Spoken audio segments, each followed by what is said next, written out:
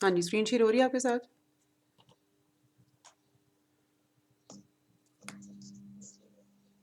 ठीक है।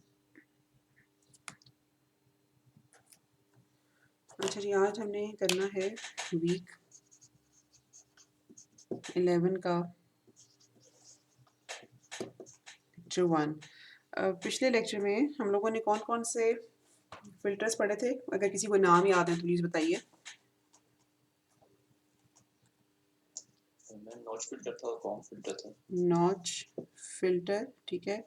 उसके अलावा कॉम की जैसे हमने एक या दो वेरिएशंस देखी थी, कॉम फिल्टर था, ये कॉम रिवर्बरेटर था। और नॉच से पहले हम लोगों ने रेजोनेटर भी पढ़ा था। अच्छा, ये जो सारे फिल्टर्स हैं ना, ये सारे डील करते हैं मैग्नीट्यूड रिस्पॉन्स के साथ।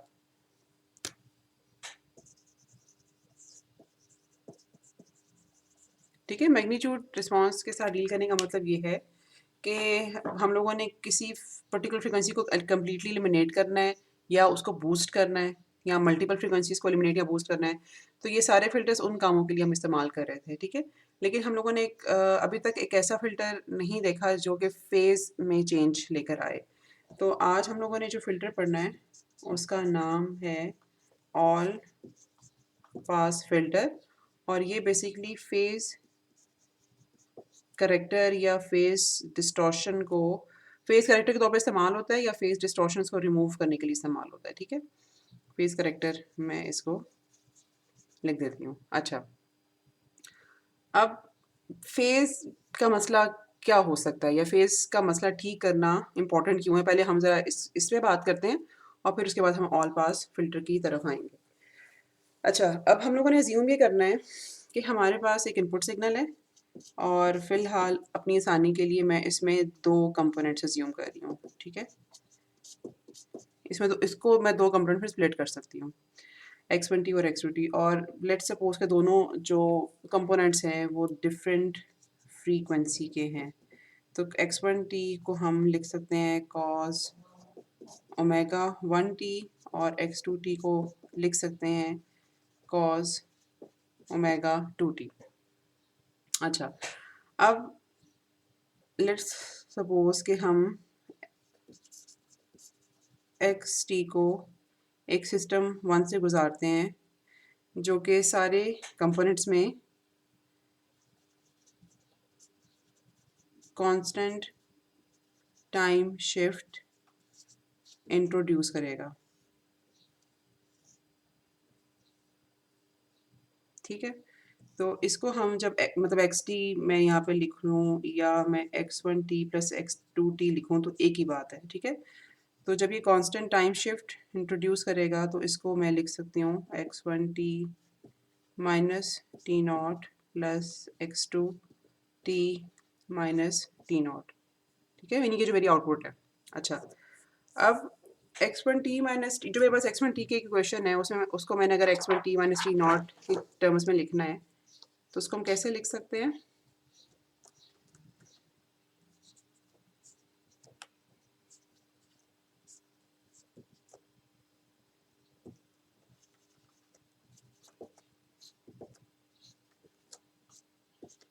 ठीक है,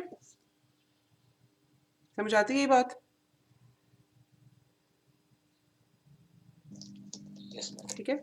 अच्छा, ओके। अब हम इस इनपुट को एक ऐसे सिस्टम से गुजारने लगे हैं, let me call that system as system 2, जो कि सारे कंपोनेंट्स में कांस्टेंट फेस इंट्रोड्यूस करेगा, फेस शिफ्ट इंट्रोड्यूस करेगा, ठीक है। अच्छा, इसको भी हम इनपुट एक्स टी देंगे, उसको हम एक्स टी भी लिख सकते हैं या फिर उसको हम x1t प्लस x2t भी लिख सकते हैं। और फेस शिफ्ट जो है वो इंट्रोड्यूस होने के बाद इक्वेशन इस तरह से लिखी जाएगी, लेकिन मतलब ये इक्वेशन ज़ाहिर सी बात है कि देखने में ये दोनों टर्म्स, ये टर्म और ये टर्म एक जैसी लग रही है, लेकिन ऑफ कोर्स हम जब फेस का शिफ्ट डालेंगे ना तो वहाँ थोड़ा हमें पता चलेगा कि दोनों में डिफरेंस क्या है। अच्छा जी, चलो आप मुझे लिखवा कि ये क्वेश्चन कैसे मैं लिखूँ? ये तो टाइम में शिफ्ट था ना, तो इसको इसी क्वेश्चन को हमने ऐसे लिखा। यहाँ फेज शिफ्ट की क्वेश्चन को कैसे लिखा जाएगा?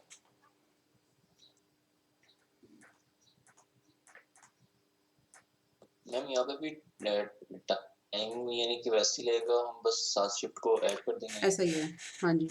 मतलब यहाँ ओमेगा 1t माइनस थीटा या प्लस थीटा जो भी हमने लिखना है, इसको यहाँ पर मतलब फेज शिफ्ट ऐसे लिखा जाएगा और टाइम शिफ्ट जो है वो टाइम में शिफ्ट होगा। ठीक हो गया? अच्छा, ओके।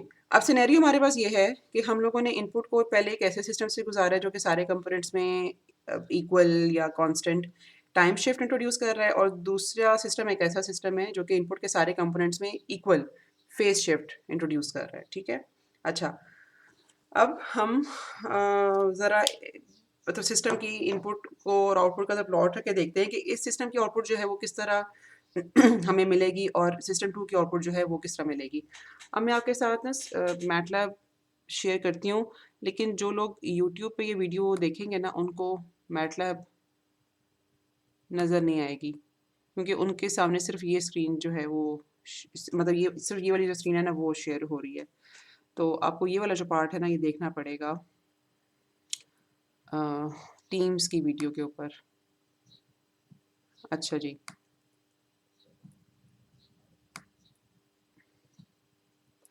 ओके। ये मेरे पास टाइम का वेक्टर है, ठीक हो गया। और ये मैंने डिफाइन किया x1 को, इसकी फ्रीक्वेंसी 2 पाई है। पीक फ्रीक्वेंसी x2 सॉरी एक और सिग्नल x2 है, इसकी फ्रीक्वेंसी 4 पाई है। ठीक है, 2 पाई इंटू 2। और इन दोनों को प्लॉट करने के बाद जो तीसरा सिग्नल है ना वो इन दोनों का सम है, x1 प्लस x2। मैं इन तीनों का प्लॉट करती हूँ ताकि फिर आप कंपेयर कर सकोगे। अच्छा, ये मेरे पास x1 है, लो फ्रीक्वेंसी का सिग्नल है ये। ठीक है, ये x2 है, जाहिर सी बात है कि इसकी फ्रीक्वेंसी डबल है x1 से, तो ये थोड़ा तेज़ी से फ्लक्चुएट करेगा। और ये इंपॉर्टेंट सिग्नल ये वाला है xt, जिसमें बेसिकली दोनों कंपोनेंट्स ऐड होके हमें मिल रहे हैं। ठीक है, यहाँ तक कोई बात अगर समझ ना आई हो।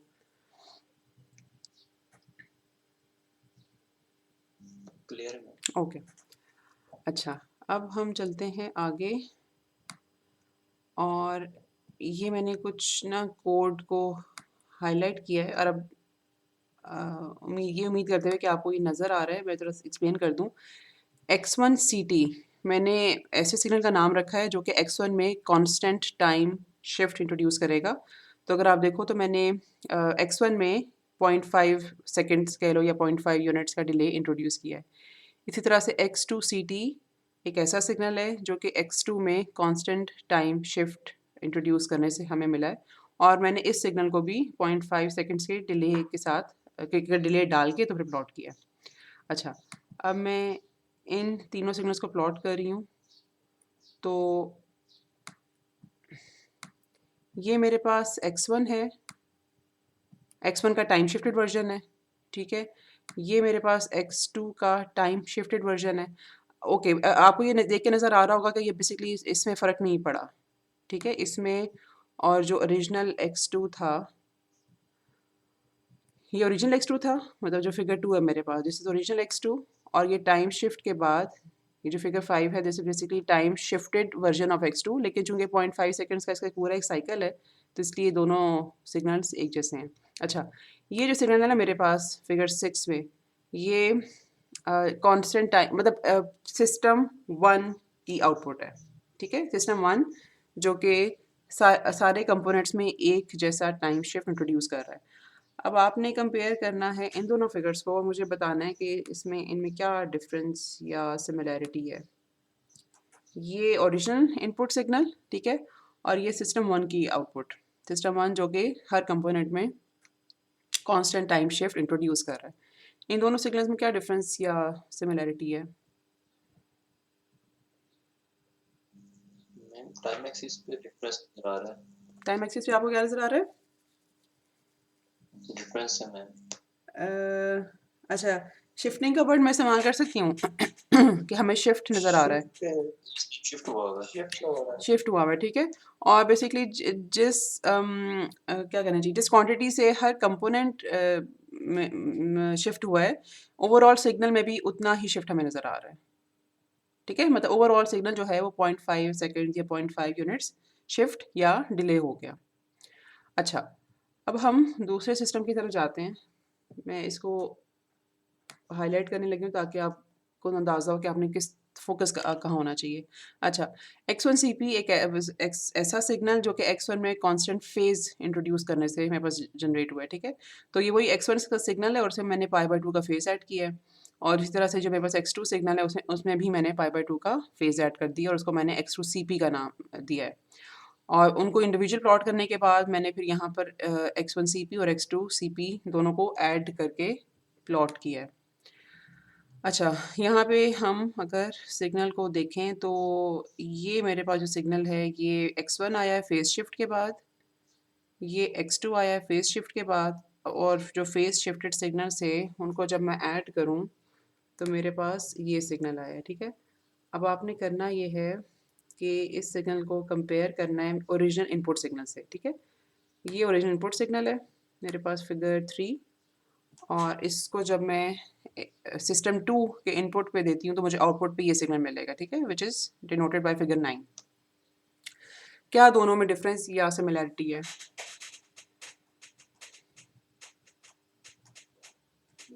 जो फर्स्ट वन उसमें नीचे तक यानी कि हमारा सिग्नल आ रहा था, लेकिन यहाँ पे ये ऊपर से ओके, इंक्रीजिंग या किया। हम ये कह सकते हैं कि सिग्नल बेसिकली इसकी शक्ल सूरत चेंज हो गई है। सिमिलैरिटी ज़रा ढूंढना मुश्किल है इसमें, ठीक है? अच्छा, ओके।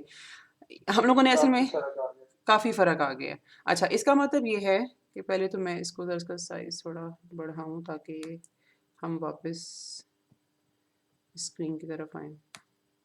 अच्छा, अब इससे हमें पता ये चला कि सिस्टम 1 की जो आउटपुट है ना, बेसिकली वो सिस्टम इनपुट जैसी ही होगी, सिर्फ इसमें टाइम शिफ्ट इंट्रोड्यूस हुआ होगा, लेकिन सिस्टम 2 की जो आउटपुट है वो ऑल टुगेदर डिफरेंट होगी इनपुट से। इसका मतलब ये है कि अगर हम अपनी इनपुट को किसी ऐसे सिस्टम को दें जिसमें जो कि बेसिकली कंपोनेंट्स में कुछ फेज़ शिफ्ट इंट्रोड्यूस कर दे, तो वो आउटपुट को ऑल टुगेदर चेंज कर देता है, फ़र्क डाल देता है उसमें। अच्छा, अब ये जो बात है, ये बेसिकली या ये जो सूरत हाल है ये फेज़ डिस्टॉर्शन इंट्रोड्यूस कर देती है। अच्छा, तो मतलब टाइम शिफ्ट और फेज़ शिफ्ट में मतलब ऐसी क्या सूरत हाल है कि टाइम शिफ्ट वाले को तो इतना मसला नहीं हुआ, फेज़ शिफ्ट वाले को मसला हो, तो पहले हम ज़रा इसको देखते हैं। हमारे पास इक्वेशन थी cos omega T minus T not और इसको हम लिख सकते हैं इस तरह से, ठीक है? और ये जो बेसिकली फैक्टर है दिस इज फेज शिफ्ट,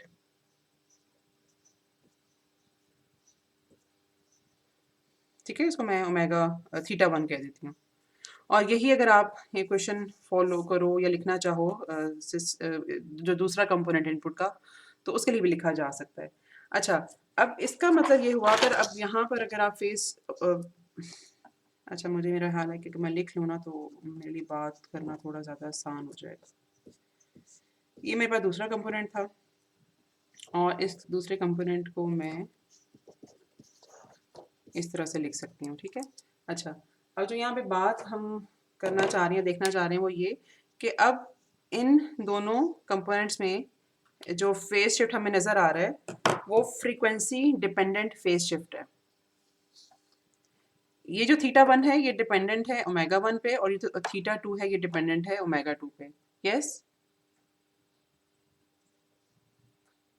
अच्छा, तो इसका मतलब ये है कि फेज शिफ्ट इटसेल्फ ऐसा नहीं कि फेज शिफ्ट जब भी होगा वो सिग्नल को खराब ही करेगा, ठीक है? अगर हर कंपोनेंट में frequency dependent phase shift introduce हो, इसका मतलब ये है कि हर कंपोनेंट में जाहिर सी बात है कि फिर इंट्रोड्यूस होने वाला फेज शिफ्ट डिफरेंट होगा ना एक दूसरे से।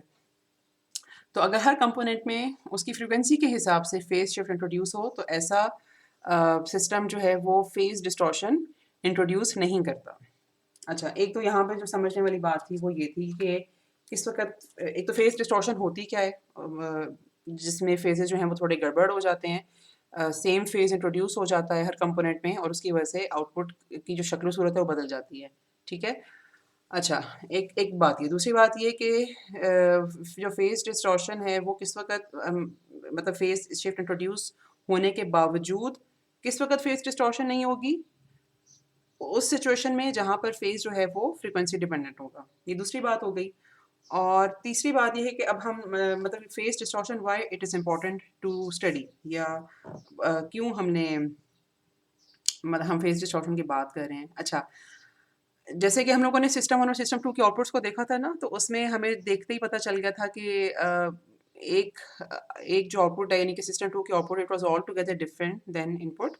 तो जो फेज़ के चेंज की वजह से जो चेंजेस सिस्टम इंट्रोड्यूस है, वो हम लोगों ने फ़ौरन उनको फ़िगर आउट कर लिया, ठीक है? मतलब मैग्नीट्यूड में चेंज आ गया ना सिग्नल की शक्ल सूरत में। अच्छा, जो हमारे पास फेज़ के चेंजेस होते हैं ना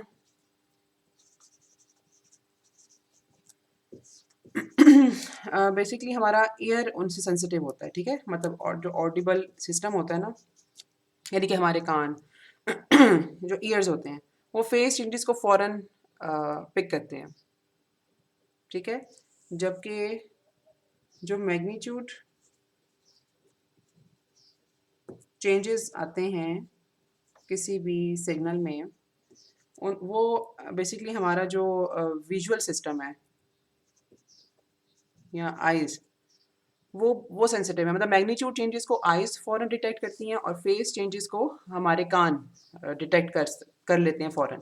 तो इसलिए ये जो फेस हमारा मतलब अगर अगर हम किसी ऐसे सिग्नल प्रोसेसिंग की एक ऐसे सिग्नल की प्रोसेसिंग कर रहे हैं जिसका ताल्लुक साउंड साउंड सिग्नल्स के साथ है, तो वहाँ पे फेस चेंजेस जो है ना वो बड़े इंपॉर्टेंट होते हैं। वहाँ पर फिर हमें ऑल पास फिल्टर्स या सॉरी ऐसे सिस्टम्स लगाने पड़ते हैं जो कि फेस के चेंजेस को ट्रैक कर सकें और उनको ज़रा ठीक-ठीक रख सकें। और इसी तरह से अगर हम इमेज प्रोसेसिंग कर रहे हैं या ऐसे सिग्नल्स को हैंडल कर रहे हैं जिनको हम लोगों ने देखना है, ठीक है? तो वहाँ पर मैग्नीट्यूड चेंजेस जो है ना वो बहुत इंपॉर्टेंट होते हैं और वहाँ पे फिर ऑल पास फ़िल्टर की ज़रूरत नहीं होती। तो लेकिन बहरहाल हम लोगों ने मतलब ये कम से कम ज़रूर हमें पता होना चाहिए कि ऑल पास फ़िल्टर किस जगह पे इस्तेमाल होगा और किस काम के लिए इस्तेमाल होगा। अच्छा, अब ये तो थोड़ी-सी है तमहीद हो गई, जो कि हम लोगों ने इसलिए बाँधी ताकि हमें समझ आए थोड़ी-सी कि फ़ेज़ डिस्टॉर्शन होती क्या है और उसको फिर हम करेक्ट करने के लिए सिस्टम कौन-सा इस्तेमाल करते हैं। अगर यहाँ तक बात क्लियर है तो फिर मैं यहाँ से आगे चलती हूँ। क्लियर है मैम। अच्छा जी।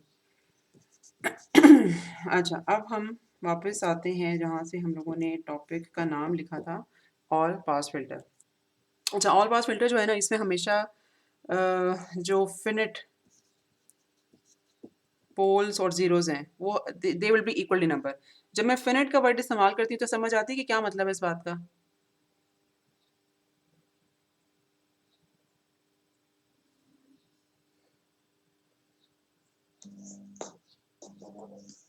अगर नहीं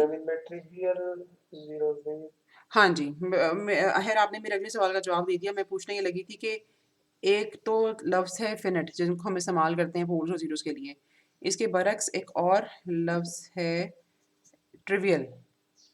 मतलब मैंने पूछना ही था कि वो क्या लफ्ज़ है लेकिन आपने खैर उसका जवाब दे दिया कि ट्रिवियल पोल्स और ज़ीरोज़ जो कि ज़ीरो या इन्फिनिटी पे होते हैं, ठीक है? जस्ट टू सैटिस्फाई क्या कहना चाहिए सिस्टम का जो ओवरऑल एन को एम के बराबर रखने के लिए या ओवरऑल सिस्टम को अगर हम देखें तो उसमें न्यूमरेटर और डिनोमिनेटर की डिग्री अगर हम देखें तो वो बराबर होती है सच दैट कि कुछ ट्रिवियल पोल्स और जीरोस जो है वो इंट्रोड्यूस हो जाते हैं लेकिन है हम यहाँ पे ट्रिवियल पोल्स जीरोस की बात नहीं कर रहे हम यहाँ पे बात करें फिनिट पोल्स और जीरोस की और वो ऑल पास फिल्टर में बराबर होते हैं तो लेट्स सपोज अगर हमारे पास सिस्टम में सिर्फ एक रियल और एक ज़ीरो एक रियल पोल और एक रियल ज़ीरो है तो जो ऑल पास फिल्टर का ट्रांसफ़र फंक्शन है वो डिफ़ाइन होता है इस तरह ठीक है अच्छा पहले हम ये देख लेते हैं कि how come this transfer function has oh अच्छा एक इसमें एक और इम्पोर्टेंट बात है ऑल पास फिल्टर का मतलब ये है कि ये एक ऐसा फ़िल्टर होगा जिसमें magnitude response would be equal to 1, क्योंकि ऑल पास फिल्टर ने मैग्नीट्यूड के ऊपर कोई डिफरेंस नहीं डालना, लेकिन इसका जो फेज़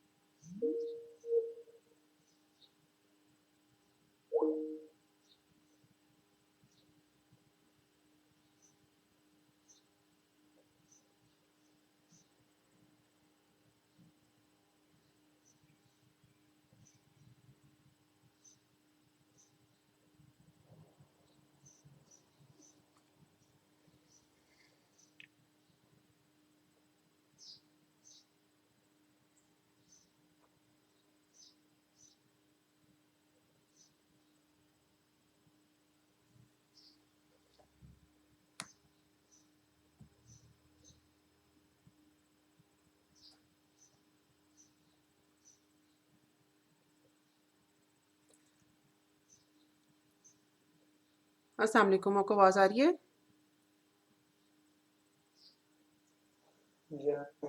अच्छा जी, ओके, मैं ज़रा आपके साथ स्क्रीन शेयर कर लूँ पहले।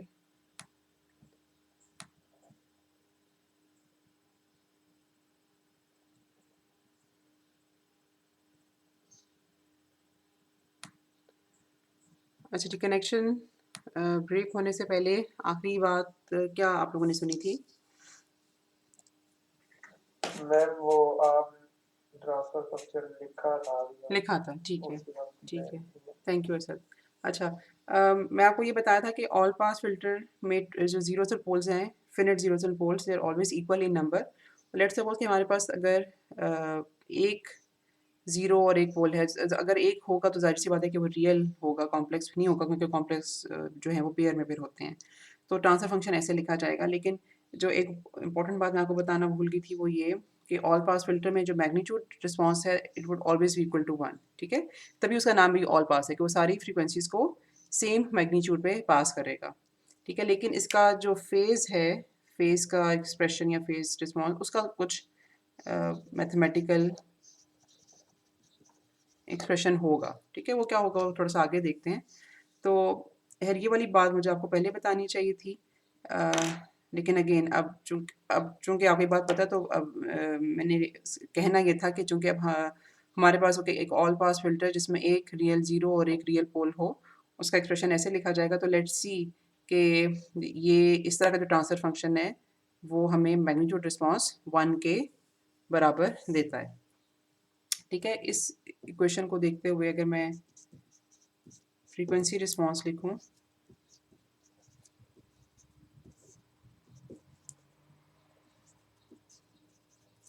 तो इस तरह से लिखा जाएगा।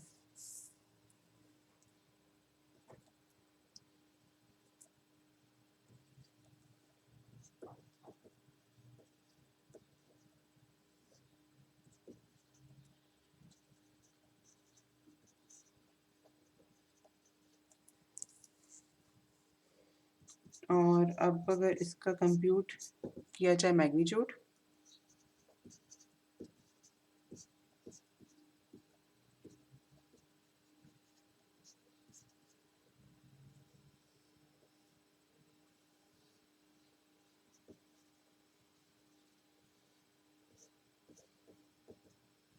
अच्छा यहाँ पर ए भी आना चाहिए था, ए साइन ओमेगा का स्क्वायर।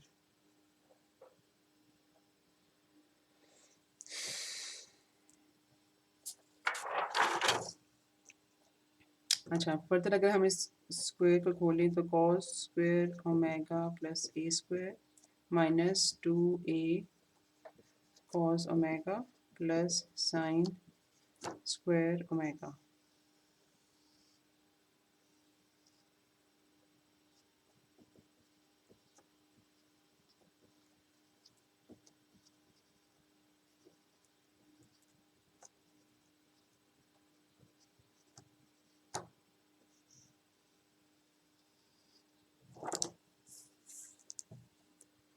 अच्छा, अब साइन स्क्वायर ओमेगा और कॉस स्क्वायर ओमेगा ये हमारे पास मिलके हो गए 1 और बाकी हमारे पास बच गया ये एक्सप्रेशन।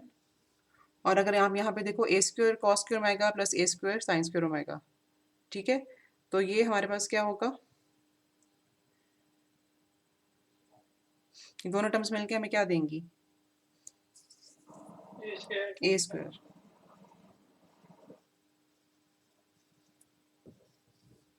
ठीक हो गया, तो न्यूमरेटर और डिनोमिनेटर हमारे पास एक जैसे हैं, this would be equal to 1। और अगर हमारे पास अब अगर इससे ज़्यादा मसलन अगर हम कहते हैं कि लेट्स सपोज दो ज़ीरोज़ और दो पोल्स हैं, मतलब एक ज़ीरो के साथ तो हमने ये एक्सप्रेशन लिखा था, तो लेट्स सपोज अगर हमारे पास एक और पोल ज़ीरो पेयर आ जाता है,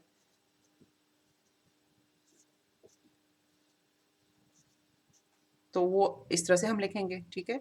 और हम इसके लिए भी प्रूव कर सकते हैं कि मैग्नीट्यूड रिस्पांस जो है वो 1 के इक्वल होगा। और फिर हम इसका फेस भी कंप्यूट कर सकते हैं। मसलन अच्छा, ये आपके सामने एक्सप्रेशन लिखा मैंने ये वाला, ठीक है, इसको मैंने सर्कल किया है। फेज लिखवा सकते हो आप मुझे?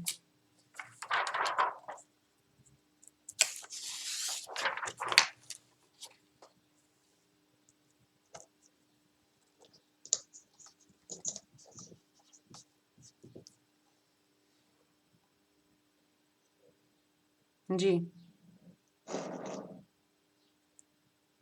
अच्छा, पहले आप सिर्फ न्यूमरेटर देखो,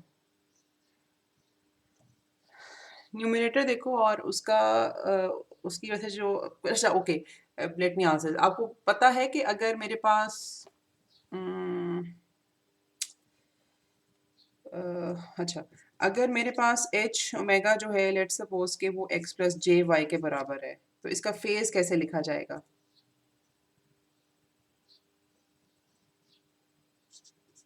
मैम tan इनवर्स वाला था ना, जी, हम tan inverse of what? x over y या y नहीं, y अपॉन x, ठीक है। अच्छा, अब ये चीज़ मतलब ये चीज़ आपको पता है। अब आप इसका ज़रा न्यूमरेटर देखो और उसमें उसके लिहाज से मुझे बताओ कि लेट्स सपोज अगर सिर्फ न्यूमरेटर होता तो फिर क्या आता फेज?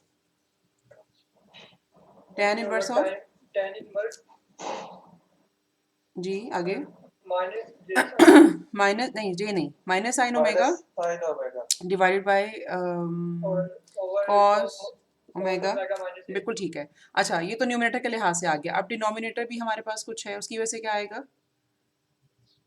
माइनस tan इनवर्स, ठीक है, sin omega a sine omega divided bye 1 minus a cos omega, ठीक है।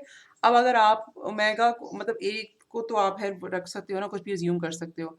अगर आप ओमेगा को 0 से लेके पाए तक अज्यूम करो तो आपके पास ये मतलब इसको मैटलैब में आप प्लॉट करके देख सकते हो। अच्छा, एक और इम्पॉर्टेंट चीज़ है सिंगल पोल और ज़ीरो के लिहाज से कि वो कि हम इस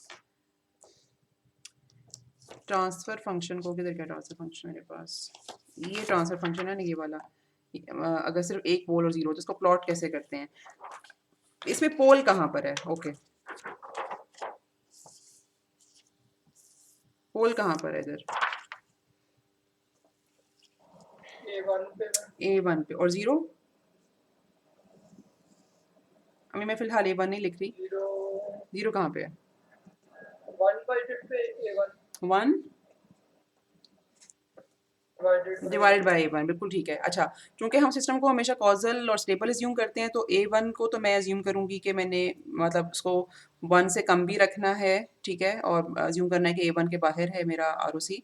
तो यहाँ पे मतलब ये अगर मेरा पोल इधर है तो मेरा 0 1/A1 के ऊपर होगा।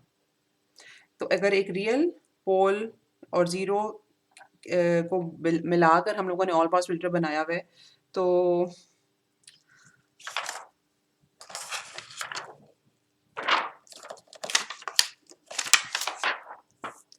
उसका ट्रांसफर फंक्शन हम लिखेंगे इस तरह से, ठीक है। उसका magnitude response would be equal to 1 through this way, मतलब वो मैग्नीट्यूड रिस्पॉन्स तो खैर हमेशा ही 1 आएगा जितने भी पोल्स और जीरोस हों, ठीक है। और उसका फेस निकाला जाएगा इस तरह से, और उसको हम उसका पोल 0 प्लॉट करेंगे इस तरह से। और अगर जैसे कि हम लोगों ने एक आध जगह पे कहीं लिखा था कि अगर हमारे पास 2 पोल्स और 2 ज़ीरोज़ के साथ ऑल पास फिल्टर बने, मसलन इस तरह की सिचुएशन, तो अगर मैं यहाँ पर लेट्स सपोज के एक पोल A2 के साथ इंट्रोड्यूस हम यहाँ पे करते हैं, तो इसी तरह से एक और 0 यहाँ पर हमारे पास आ जाएगा, ठीक है, एंड सो ऑन। और अगर हमारे पास instead of real poles and zeros let's suppose के कॉम्प्लेक्स पोल्स एंड जीरोस के साथ डेवलप हम करें ऑल पास फिल्टर को, तो उसका ट्रांसफ़र फंक्शन लिखा जाएगा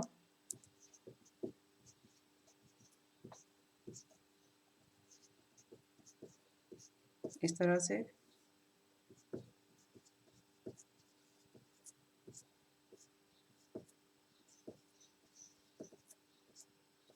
ठीक है, ऑफ कोर्स पेयर में एग्जिस्ट करेंगे अगर हम कॉम्प्लेक्स रूट्स की बात कर रहे हैं तो।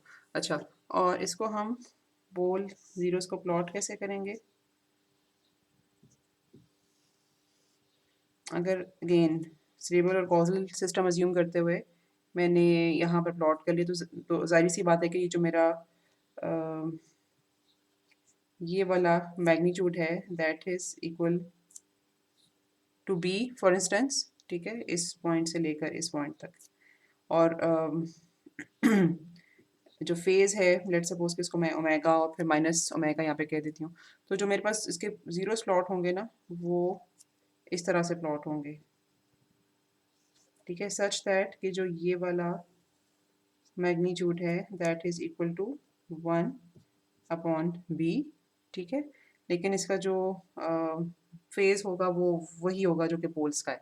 तो कॉम्प्लेक्स पोल जीरोस होंगे तो ट्रांसफर फंक्शन इस तरह लिखा जाएगा, और पोल जीरो प्लॉट हमें इस तरह से मिलेगा। अच्छा, और अगर कोई सिस्टम हमारे पास ऐसा है जिसमें कॉम्प्लेक्स और रियल दोनों पोल जीरोस हैं, तो उसको हम लिखेंगे इस तरह से,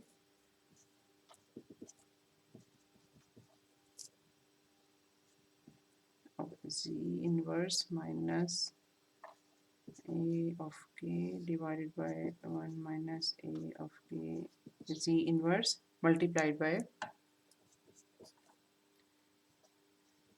mr मतलब रियल पोल जीरोस,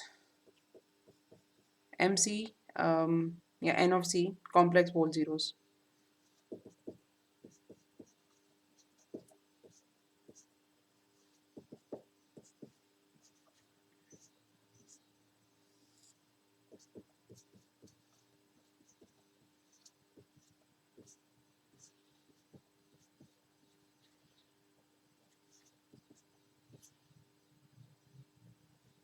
अच्छा, ये जो मैंने पाई लिखा है यहाँ पर, ये क्या चीज़ है? ये इसका क्या मतलब है? मल्टीप्लिकेशन के लिए, जैसे समेशन का साइन एडिशन के लिए होता है ना, पाई का साइन मल्टीप्लिकेशन के लिए होता है। ये मतलब यहाँ पे, और ये प्रोडक्ट है बेसिकली, मतलब ये जो पूरा एक्सप्रेशन है ना, जितने पोल्स और जीरोस रियल पे हैं, रियल एक्सिस पे हैं, उनका product multiply by complex pair जितने भी हैं पोल जीरो से उनका प्रोडक्ट। तो ये जनरल हमारे पास एक ऑल पास फिल्टर का ट्रांसफर फंक्शन बनता है। मैं आपको इसकी दो एग्जांपल दे देती हूँ, एक रियल पोल ज़ीरोज़ के साथ और एक कॉम्प्लेक्स पोल ज़ीरोज़ के साथ। मसलन अगर एच ऑफ ज़ी हमारे पास है 1 + 4 ज़ी इनवर्स और 1 + 1/4 ज़ी इनवर्स, ठीक है? तो किस तरह से इसका पोल ज़ीरो प्लॉट होगा?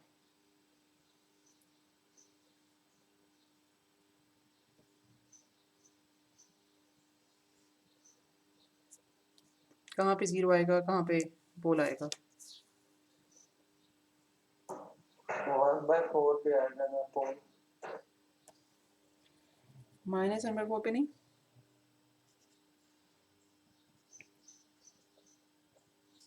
हाँ वो प्लस है। ठीक है, ठीक है। और -4 4 पे पे आ गया हमारे पास 0।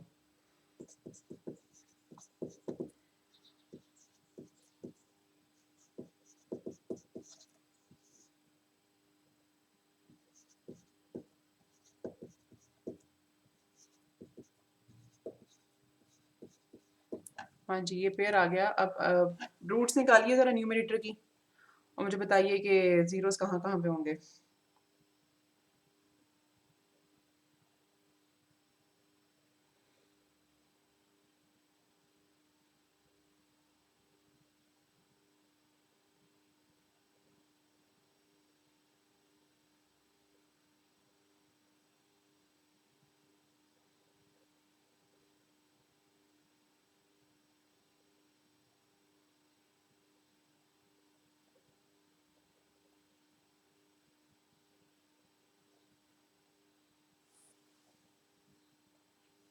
मैम जी की रूट्स निकालो या जी इनवर्स की? एक ही बात है, ज़ी की निकाल दीजिए। √3 आयोटा। अच्छा, ज़ी इनवर्स की तो रूट्स निकालने का कोई फ़ायदा नहीं है ना? ज़ी इनवर्स की तो हम कभी भी नहीं निकालते। अच्छा, ओके। अगर आप एक कैलकुलेटर में 2 + 2 2 + 3.4 अच्छा, एक तो सवाल ओके, पहले मैं ज़रा जवाब लिखूँ। 2 plus 2 √3 iota. √3 iota, something like this. Ma'am √3 से पहले 2 भी आएगा, साथ मल्टीप्लाई मल्टीप्लाई होगा। अच्छा, ठीक है, थैंक यू वेरी मच। अच्छा, अच्छा असद आपने पूछा कि जी की निकालने या जी इनवर्स की। हमारे पास रूट्स हमेशा जी की निकलती हैं, बेशक आपके पास पॉलिनोमियल इस फॉर्म में एक्सप्रेस्ड है या फिर जी इनवर्स की फॉर्म में एक्सप्रेस्ड है। मसलन अगर आप इस पॉलिनोमियल को देखते हुए कैलकुलेटर में आप एंट्रीज करोगे ए बी सी के, तो आप क्या पुट करोगे? ए को आप पुट करोगे 1, बी को आप पुट करोगे -4 और सी को पुट करोगे 16, ठीक है? तो इन एंट्रीज के साथ आपका आपका जो पॉलिनोमियल बेसिकली जिस वेरिएबल के रूट्स देगा ना, वो जी होगा, ठीक है? लेकिन अगर मैं इसी को इस तरह से एक्सप्रेस करूं, 1 - 4 जी इनवर्स प्लस 16 जी इंटू -2, जी की पावर -2, तो तब भी आप एंट्रीज यही करते, ठीक है? ए की वैल्यू 1, बी की वैल्यू -4 और सी की वैल्यू 16, ठीक है। और तब भी आपको जो रिजल्ट्स मिलते वो जी के रूट्स के तौर पे या जी की वैल्यूज के तौर पे मिलते, ठीक है? अच्छा, ओके, ये जो एक्स प्लस जे वाई या रेक्टेंगुलर फॉर्म है ना हमारे पास, इसको जब हम पोलर फॉर्म में कन्वर्ट करते हैं तो कुछ हमें इस तरह का आंसर मिलेगा, ठीक है? अच्छा, तो इसका मतलब ये हुआ π/3।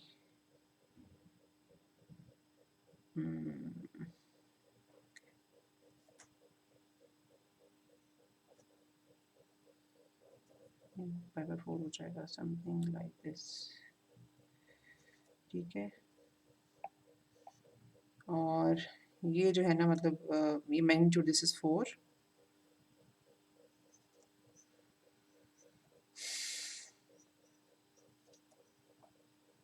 और 1/4 मेरे पास यहाँ पे कहीं पे मतलब पोल आ जाएंगे, और ये जो एंगल है दिस इज π/3, ठीक है? ये मेरे पास जो पोल्स हैं ये 1/4 के मैग्नीट्यूड के ऊपर प्लॉट हुए हैं।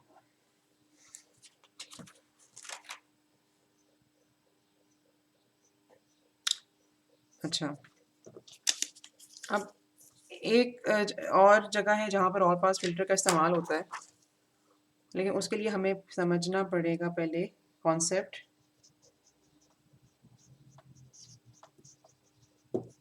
इन्वर्स सिस्टम का, ठीक है। अच्छा, अगेन अब हम करने क्या लगे, मैं आपको पहले ये समझा दूँ।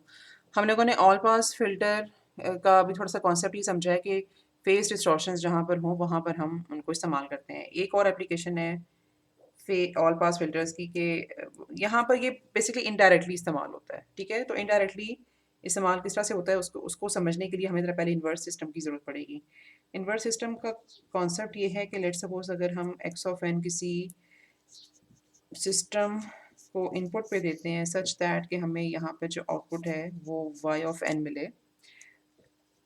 अच्छा, किसी वजह से अगर हमें इनपुट नहीं पता, अगर हम इनपुट फाइंड आउट करना चाह रहे हैं तो we would like to pass this input या give this input to another system which we term as inverse system, that's मैंने एच आई एन लिखा है, सच दैट कि मुझे यहाँ पर एक्स ऑफ एन मिल जाए।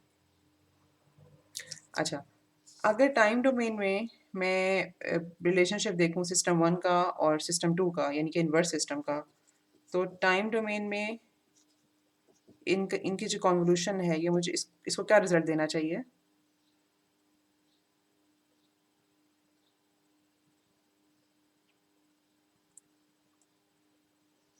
जीरो।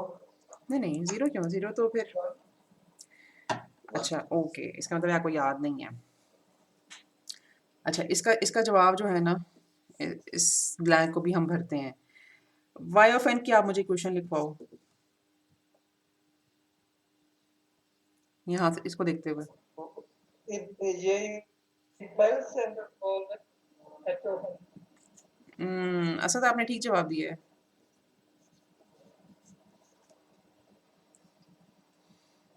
अच्छा, इसको मैंने अपनी आसानी के लिए फ़िलहाल जी ऑफ एन लिख देती हूँ ताकि बहुत सारी कन्फ्यूजन ना हो। और जी ऑफ एन की क्या क्वेश्चन है?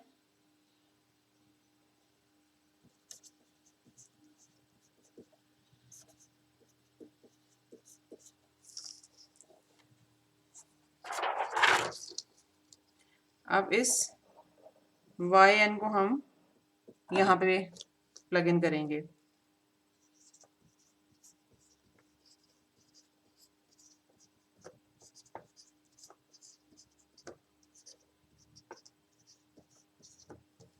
अच्छा, आप थोड़ा सा ऐसा ऐसा कॉन्सेप्ट आप रिवाइज करो। यहाँ पर क्या आना चाहिए सच दैट कि इस सिग्नल की कॉन्वोल्यूशन जब एक्स ऑफ एन के साथ हो तो हम एक्स ऑफ एन मिले आउटपुट पे, या किस सिग्नल की कॉन्वोल्यूशन एक्स ऑफ एन के साथ हो तो हमें आउटपुट पे एक्स ऑफ एन ही मिलता है।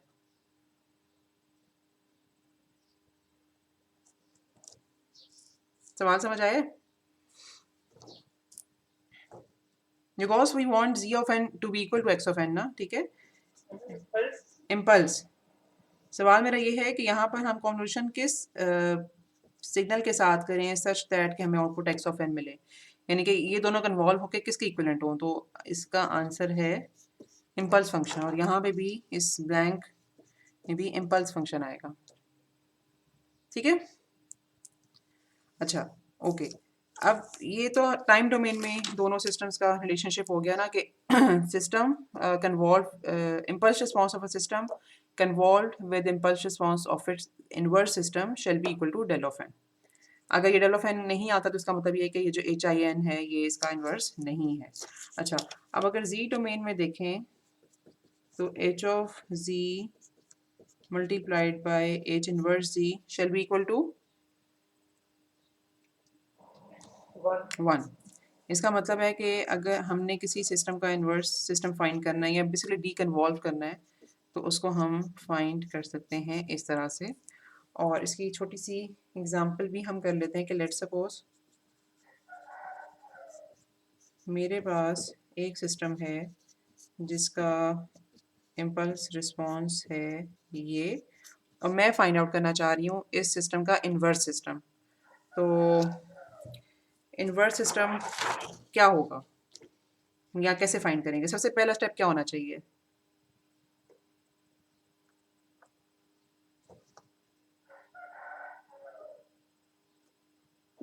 उसका जी ट्रांसफॉर्म ले लें। जी ट्रांसफॉर्म, और इस सिग्नल का जी ट्रांसफॉर्म होगा ये वाला एक्सप्रेशन, ठीक है।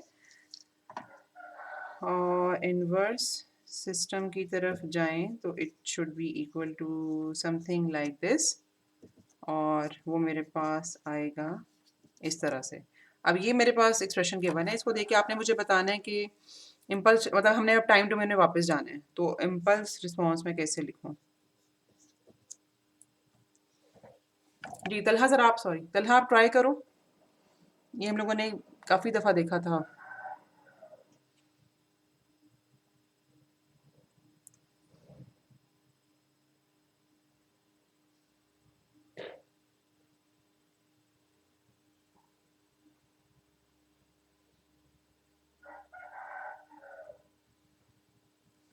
तलहा मौजूद हो?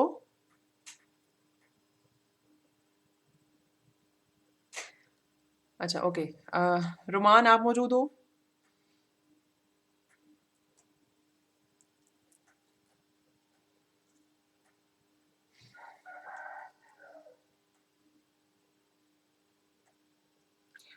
अच्छा जी ठीक है, अगर किसी को कोई मौजूद है और उसको इस सवाल का जवाब आता है तो प्लीज़ बताइए। अब del of N minus hmm, 1/2 बिल्कुल ठीक है, del of N minus 1/2। Thank you ऐसा, डेल ऑफ एन माइनस बिल्कुल 1। ठीक है। ओके, तो ये अगर हमारे पास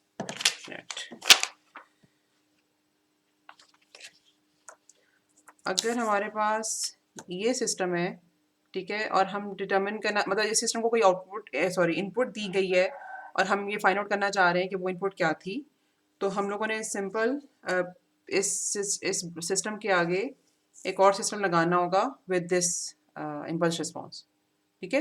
तो HIN जिस सिस्टम का इम्पल्स रिस्पॉन्स होगा तो उससे जो निकलने वाली आउटपुट होगी उससे हमें पता चल जाएगा कि इस सिस्टम को इनपुट क्या दी गई थी। अच्छा, अब इन्वर्स सिस्टम का तो कॉन्सेप्ट ये है और उसको डिटर्मिन ऐसे हम करते हैं, लेकिन अब यहाँ पर एक और बड़ी इंपॉर्टेंट बात आती है कि क्या हमारे पास इन्वर्स सिस्टम्स, ये भी तो हो सकता है कि जैसे कि H(z) है, इसमें हमें जाहिर सी बात है कि कुछ H(z) का जो भी एक्सप्रेशन होगा उसमें कुछ जीरोस और पोल्स हमें मिलेंगे। तो हम जब बात करें इन्वर्स सिस्टम की, तो जाहिर सी बात है कि जो H(z) के जो पोल्स होंगे वो H inverse, sorry H not H inverse, H inverse, okay, उसके ज़ीरोस बन जाएंगे, ठीक है। और जो H(z) के ज़ीरोस होंगे वो इन्वर्स सिस्टम के पोल्स बन जाएंगे, ठीक है ना। अच्छा, अब हम जब बात करते हैं सिस्टम में की स्टेबिलिटी के, तो हम कहते हैं कि जी पोल्स जो हैं it should be lesser than 1 अगर हम स्टेबल कॉजल सिस्टम की बात करें, लेकिन जो ज़ीरोस होते हैं ना वो हम कह देते हैं कि ज़ीरोस कहीं भी हो सकते हैं, इनके ऊपर कोई कंडीशन नहीं होती। तो अगर हमारे पास H(z) इसी तरह का सिस्टम है कि जो कि इट्स एक स्टेबल सिस्टम है, मतलब उसके पोल्स 1 से कम है लेकिन ज़ीरोस कहीं पे भी हैं, तो उसका इन्वर्स सिस्टम बनाने में तो हमें मसला हो सकता है ना, क्योंकि इन्वर्स सिस्टम तो अनस्टेबल हो सकता है, राइट। हाँ, तो फिर तो इस, हमें ये कहना चाहिए कोई और जीरो दोनों पक्के हैं, जीरो से रखिए सॉरी सामा बेटे आपकी आवाज़ कट रही है, एक दफ़ा दोबारा बोलिए।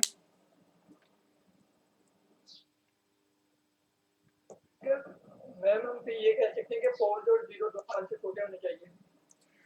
अच्छा, अब हम ये कंडीशन लगा नहीं सकते ना, क्योंकि हम इस तरह से तो बहुत एक नंबर ऑफ सिस्टम्स जो हैं वो उनको बिल्कुल इस्तेमाल ही नहीं कर सकेंगे। मसलन अगर हम लोगों ने अभी जो फ़िल्टर सीखे हैं उसे हम लोगों ने कई जगह पे ज़ीरोज़ को एग्जैक्टली यूनिट सर्कल के ऊपर रखा है, क्योंकि कुछ फ्रीक्वेंसीज़ को हम एलिमिनेट करना चाह रहे थे, लेकिन अगर किसी वजह से हमें उन फ़िल्टर्स का इन्वर्स सिस्टम लगाना पड़े फॉर एनी रीज़न, तो इसका मतलब ये है कि उनका तो इन्वर्स फिर वैसे ही अनस्टेबल हो जाएगा। तो हम ये कंडीशन तो नहीं लगा सकते कि ऑल टुगेदर हम ज़ीरो की प्लेसमेंट के ऊपर भी कंडीशंस लगाना शुरू कर दें, ठीक है, उसका फिर कुछ और हल होता है। अच्छा, ये हल जो है ना ये फिर हम इंशाल्लाह हम डिस्कस करेंगे अगली क्लास में। यहाँ पे फिर मतलब ऑल पास फिल्टर एक दफ़ा फिर हमें हमारे काम आएगा, लेकिन इनडायरेक्टली ओके, तो अभी तक हम लोगों ने जो इन्वर्स सिस्टम का कॉन्सेप्ट सीखा वो ये कि एक तो इन्वर्स सिस्टम फाइंड आउट कैसे करते हैं और दूसरी बात है कि inverse system can be unstable. ठीक है, ये बात आपको ज़रूर पता होनी चाहिए कि किस तरह से।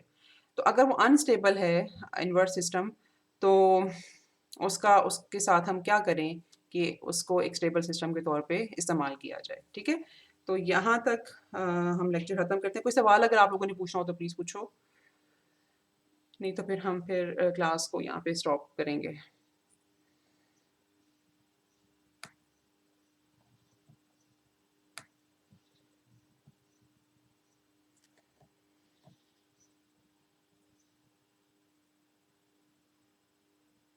जी, कोई सवाल है?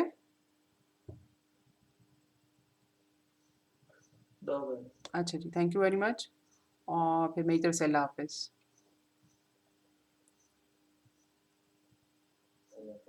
अल्लाह